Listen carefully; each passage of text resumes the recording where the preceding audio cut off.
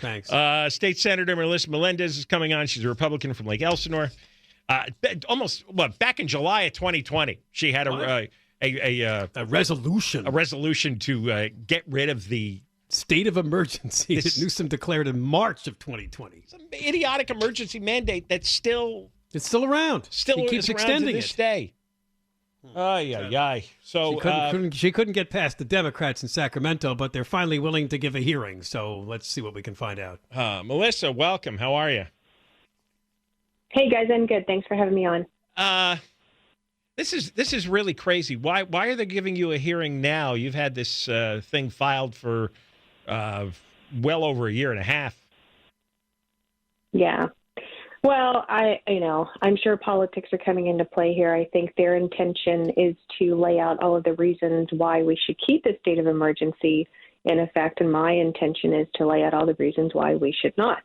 Because we're going into year 3 now of this pandemic, and this nonsense has to end. I mean, Californians are tired of it. You saw what happened in San Francisco with parents, revolting against the school board and tossed 3 of them out. And I think we're probably going to see more of that up and down the state because people are over it. It's enough. You think they're finally afraid of a backlash?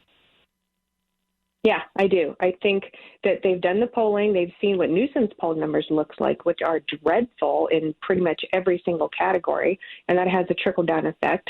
And, yeah, I think they're starting to realize, I think we went too far. Well, yeah, no kidding. We've been telling you that for months. What's the power of a resolution? I mean, if it did actually make it through the legislature, would it end the state of emergency? How does that work? Yes, it would end the state of emergency. It has to get through the Senate and it has to get through the Assembly, but yes, it would end the state of emergency. Because the only 2 ways that a state of emergency can end is if the governor declares it's over or the legislature does it for him. And talk about what the state of emergency has meant in terms of Newsom's powers, because a lot of our listeners may not be aware. Well, he has done things like put essentially laws into place that should have gone through the legislature, should have been vetted, should have been debated, and should have been voted upon by people's, state representatives. And Newsom has done that with the stroke of a pen by executive order. And that is not how our government is supposed to work. He continues to do that. And that's another thing that's got to stop. If you think a policy needs to change or a new law needs to be made, great, run it through the process like every other law that goes into place in California, and do it the right way, not this, ruling from the governor's mansion. This is insane what he's doing, and he's not going to stop. He's not going to end it.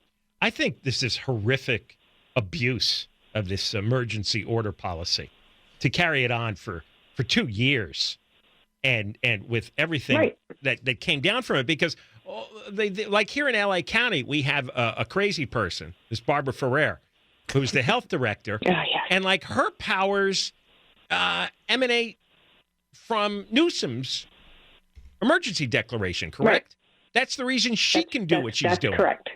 So there's a direct legal link between the two.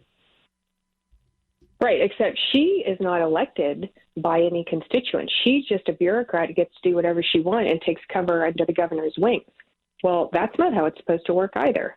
Like I said, he has no intention of ending this, and he has to be stopped. And I know his members of his party are tentative about standing up against him, but they should be more tentative about what their constituents are planning on doing come election time, because I got news for him. They may be in for some surprises.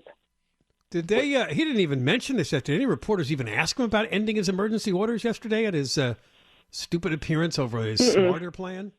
No, of course not. Yeah, no. Why would journalists be interested in that? Right. And I don't know if maybe he put the word out, do not ask me about this. I don't know. But I thought it was curious that no one asked him about that. I'm sure he's really happy to hear about it. Now, what do you think is going to happen in the state Senate? All right, so they've agreed to hear arguments over your resolution. Do you think this is serious or just for show? I don't know. I mean, I think they are serious about having the opportunity to once and for all lay out their plans and tell Melissa Melendez why the state of emergency needs to continue because, as I've been doing for months and months now, every day that we have session, which is twice a week, I make the motion to have that bill pulled from committee and voted on the Senate floor. So I think they're a little tired of hearing me do that, and they're getting tired of having to vote no and hearing from their constituents about it. So I think they want to put it to bed but they're not going to be able to do so without hearing the other side of the argument too, which is, why we cannot continue this, to let this governor rule by fiat, and it's a one-man show. And if that's, if they want that to continue, well, then they should all just resign from office and go home. There's no need for us. I guess they were afraid to take responsibility for all these shutdowns and all these mandates. They just didn't want their fingerprints on it. So it was better to let the governor live or die with it. Exactly. It's much easier to put the blame on someone else and say, oh, my hands are tied. There's nothing I can do. Boy, that's cowardly. Is there anybody on the side of the people? Is there anyone on our side in Sacramento? Because, you got the... there are. There's... No, go ahead. Well, I know it feels like, there's, let's be honest, there's not very many of us. We're certainly outnumbered. But, what's interesting is I've had many Democrats tell me that they're in support of ending the state of emergency. They just won't come out and do so publicly. That is very frustrating because, if you do it, others might follow you. What's the point? What cowards? Why? What's going to happen? Newsom's going to come over their house late at night and spank them? What? I don't understand. What are they afraid of? No. The guy's a twit. But they have bills that they're running, and they want those bills signed by the governor so they can then tell their constituents, oh, look what I did. And so if they go against the governor, then he retaliates by killing their bills. But this is our freedom. That's more important than their silly pet bills, which I'm sure are a lot of nonsense anyway. These are basic freedoms to live.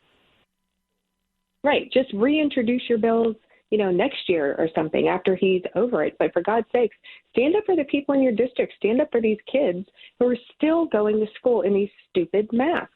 Are you kidding me? The one group that is least likely to get severely ill from COVID, they're the ones who are being punished every single day for no reason at all. My kids, they were out there on the basketball court wearing a mask.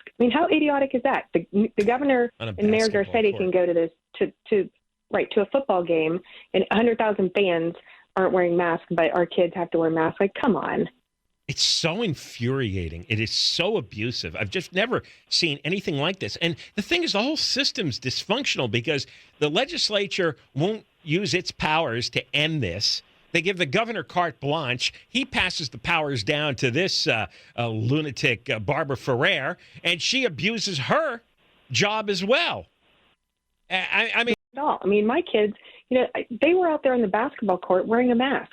How idiotic is that? The governor and Mayor Garcetti can go to this to a football game, and 100,000 fans aren't wearing masks, but our kids have to wear masks. Come on.